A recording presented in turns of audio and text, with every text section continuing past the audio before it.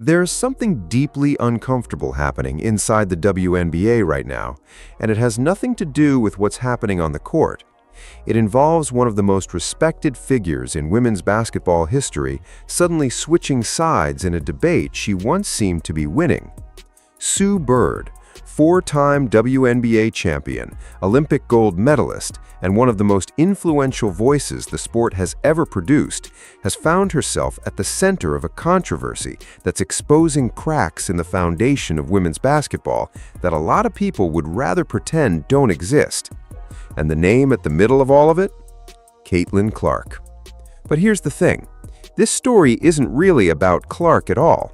It's about a league fighting for its identity, a media war that's getting messier by the day, and a legend who may have just revealed more than she intended to.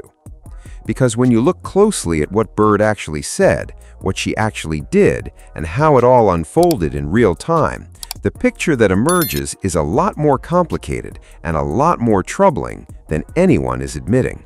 It started, as so many sports controversies do these days, with Stephen A. Smith saying exactly what was on his mind.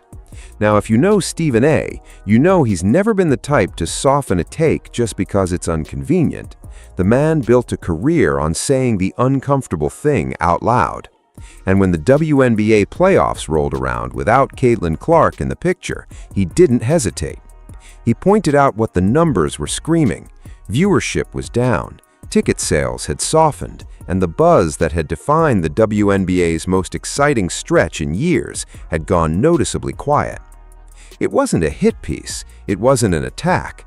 It was a straightforward observation backed by data that anyone paying attention could see.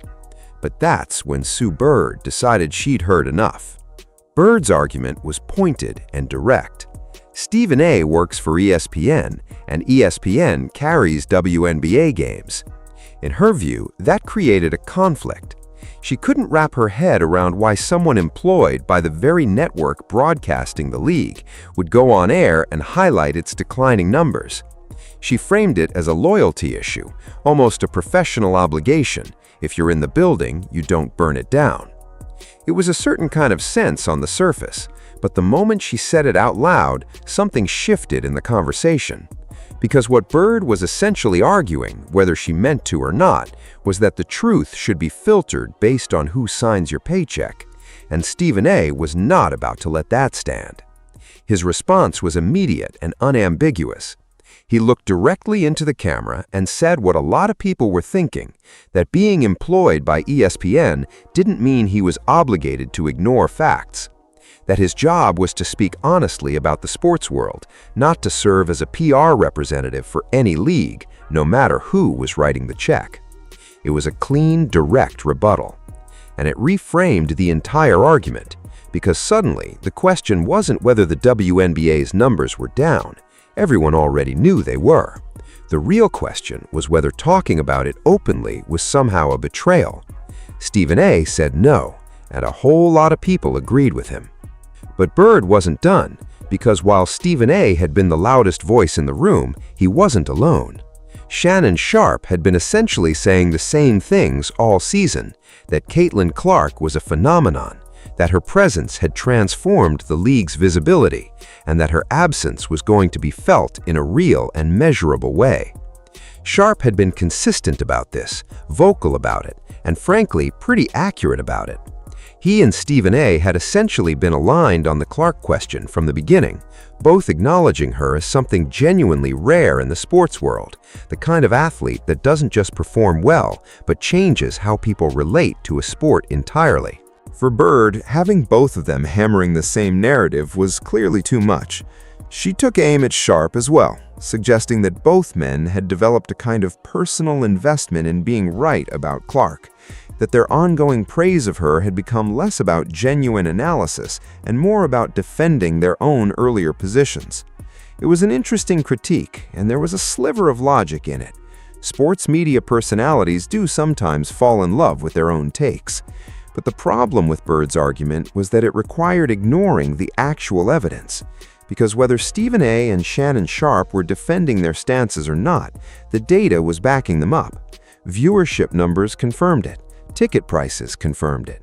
Attendance patterns confirmed it.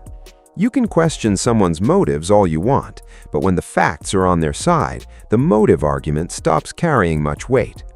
What made this moment particularly striking was how it reframed the way people saw Bird's position. She had always been viewed as a fierce advocate for the WNBA's growth, someone who understood the business of women's basketball better than almost anyone. But in going after two of Clark's most prominent supporters at the exact moment the league was struggling without her, Bird inadvertently raised a question she probably didn't want raised. Was this really about the WNBA's collective strength, or was it about something else entirely?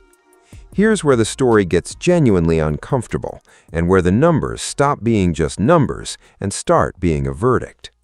In the weeks following Caitlin Clark's exit from the playoffs, WNBA ticket prices did something that should have set off alarm bells across the entire organization. They cratered, not slightly, not in the normal ebb and flow of playoff pricing. They dropped to levels that were almost hard to believe for postseason basketball.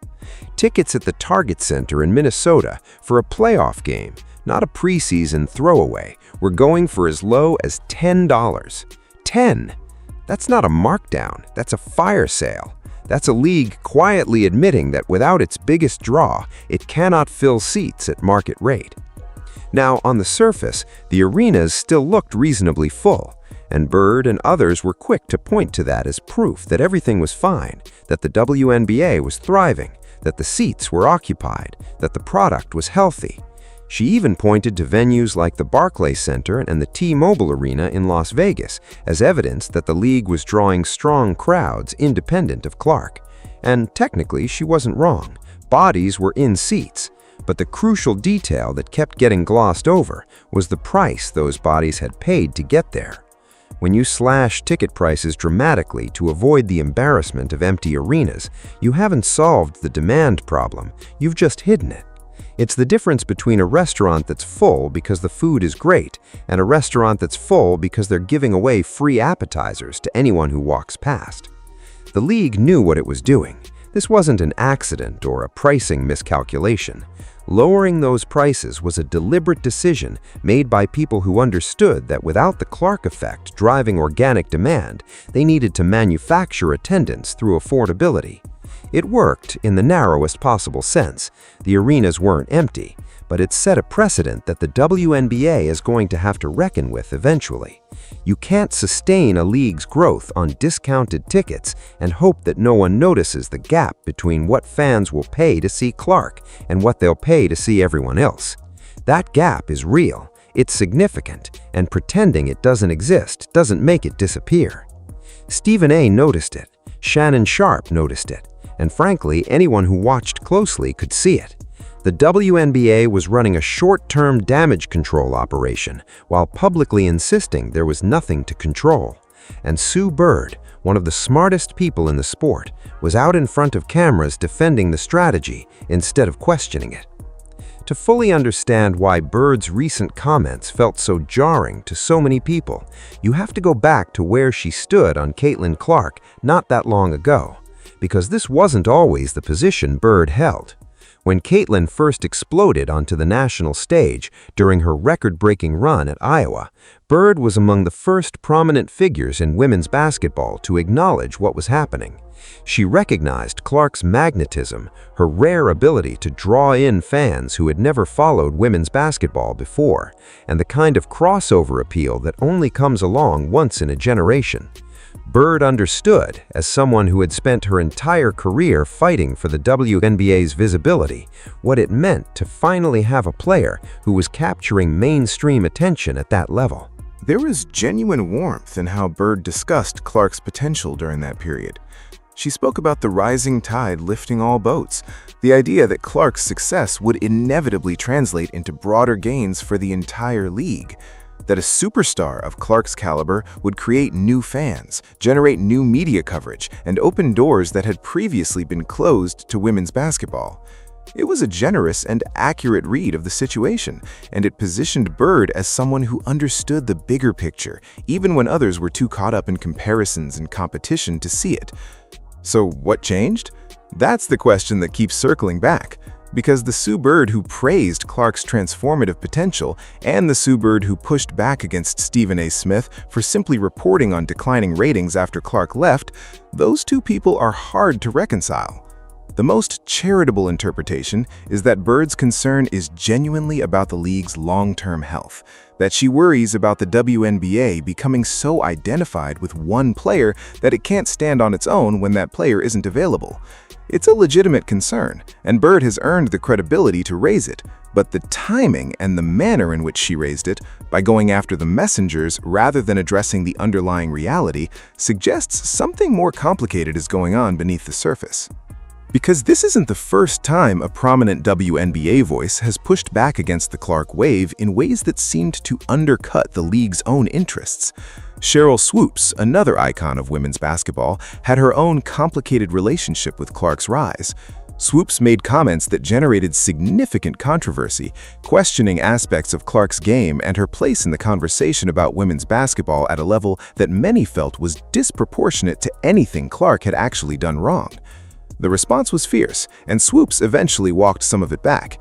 But the episode revealed something that's been simmering beneath the surface of the WNBA world for a while now.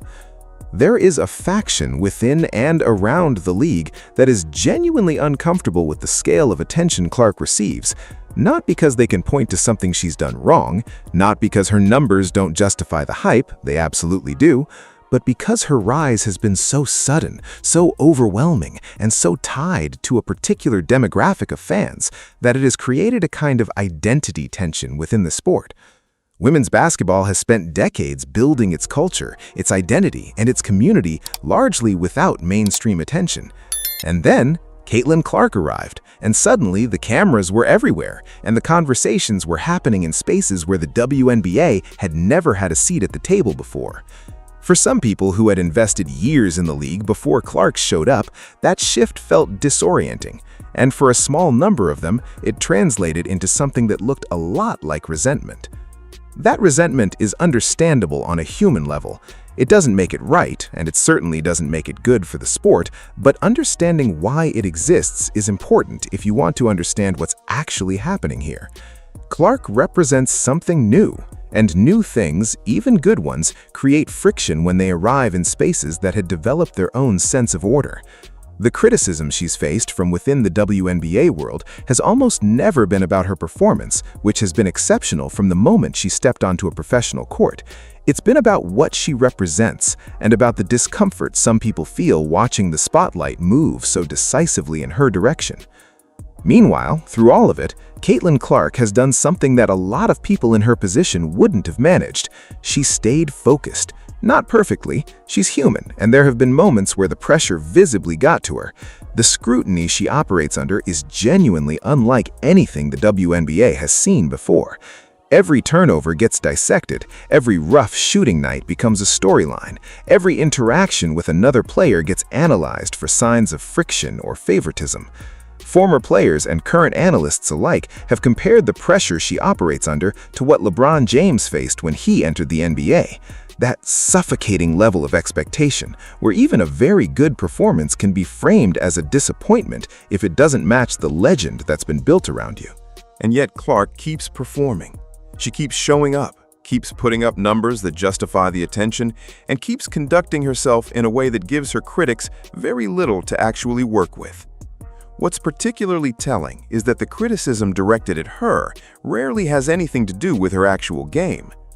When you dig into the loudest complaints, you find that most of them are about optics, about attention distribution, about the feeling that she's being celebrated in ways that others aren't, which is a real conversation worth having about media coverage and equity in sports journalism, but it's a very different conversation from the one that gets framed as being about Clark's legitimacy or ability.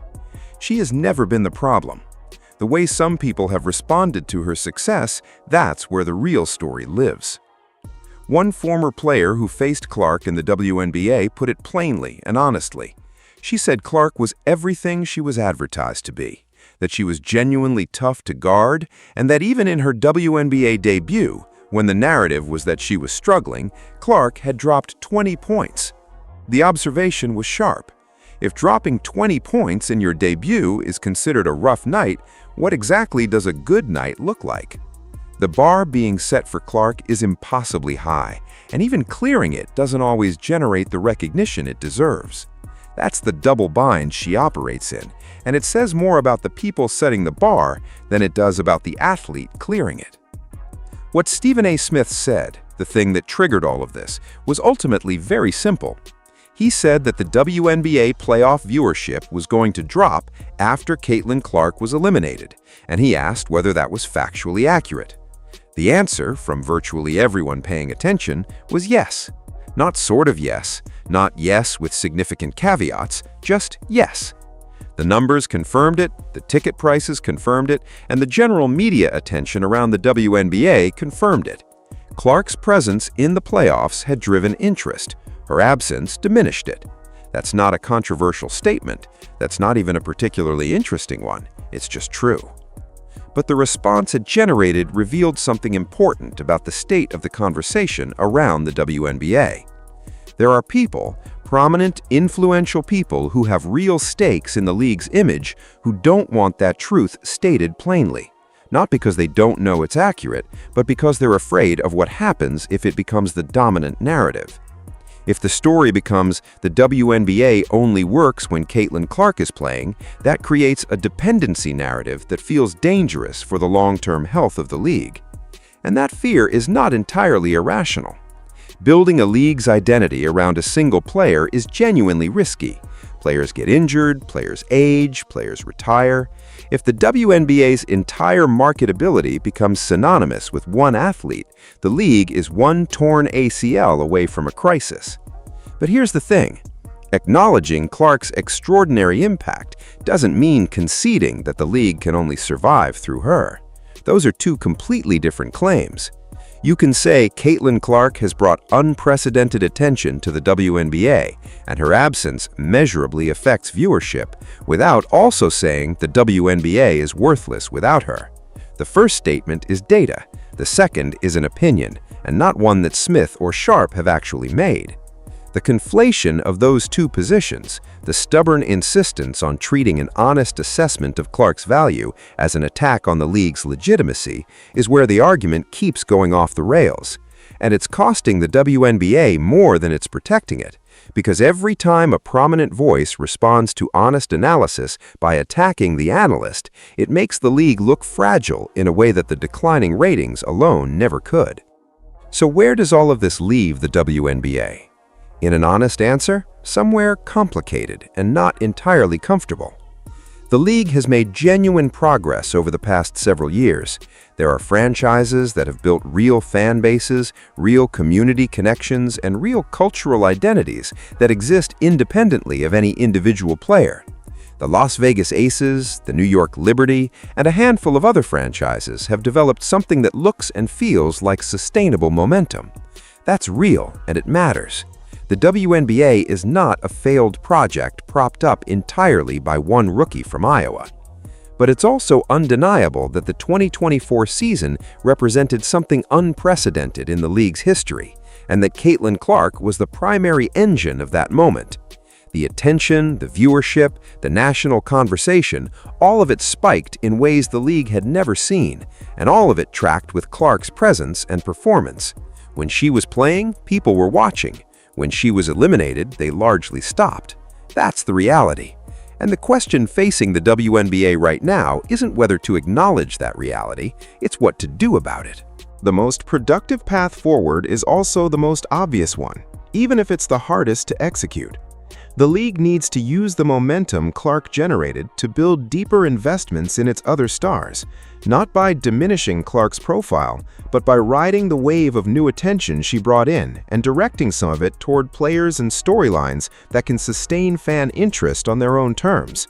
That means better marketing, smarter storytelling, and a willingness to lean into what makes women's basketball compelling independent of any individual superstar. It means treating the Clark phenomenon not as a dependency, but as a door that's been opened, and walking through it, rather than arguing about whether the door should have been there in the first place. Sue Bird, of all people, should understand this.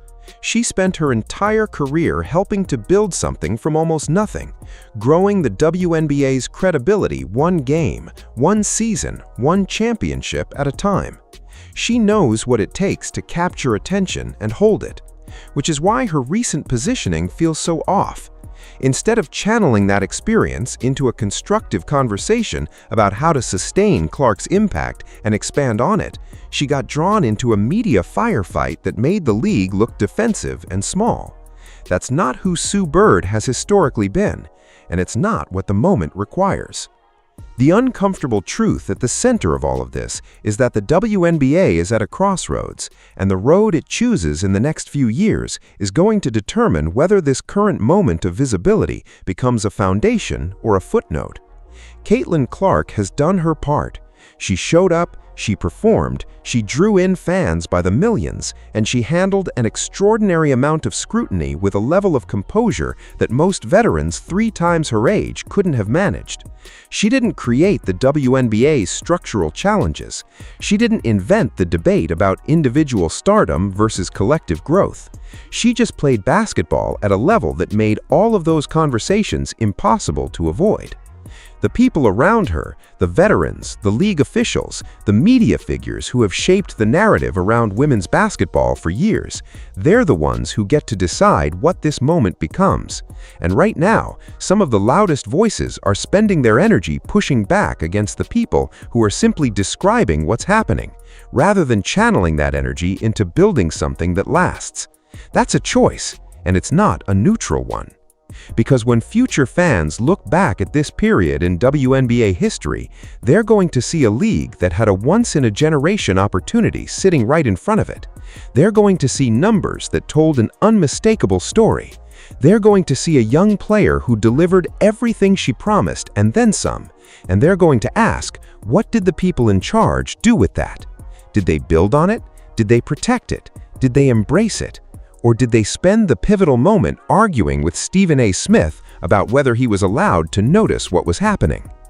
The WNBA deserves better than that. Caitlin Clark deserves better than that. And honestly, Sue Bird, for everything she's contributed to this sport, deserves better than to be remembered as the voice that tried to silence the conversation the league needed most. The data isn't going away. The viewership gap isn't going away. And Caitlin Clark, for a very long time, isn't going anywhere either. The only real question left is whether the people who love this league are finally ready to deal with all 3 of those facts at the same time, and everything that comes next depends on the answer. Drop your thoughts in the comments. Do you think the WNBA is handling the Caitlin Clark situation the right way, or is this a missed opportunity they're going to regret? Make sure you're subscribed so you don't miss what's coming next.